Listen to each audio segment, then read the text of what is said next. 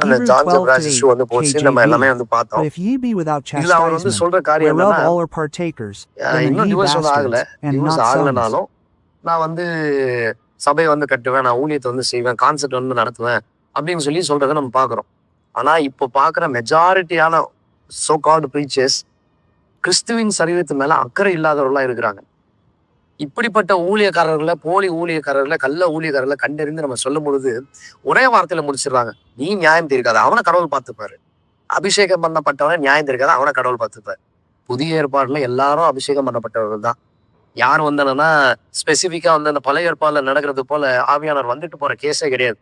நம்ம எபிசோட் 1:13 வாசிக்கும் பொழுது, அன்றியும் நீங்கள் சத்தியவசனத்தை கேட்டு விசுவாசிகளான பொழுது வாக்குத்தத்தம் பண்ணப்பட்ட பரிசுத்த ஆவியால் முத்திரை போடப்பட்டீர்கள். You are sealed in holy spirit. அப்பதான் you are anointed, you are chosen. அவர் என்ன அனாயின் பண்ணதுனால தான் நான் ஒரு பிள்ளையா இருக்கிறேன். அதனால தான் பாடி ஆஃப் கிரைஸ்ட்ல நான் ஐக்கியமா இருக்கிறேன். இவ்வளவுதான் விஷயம், முடிஞ்சிச்சு.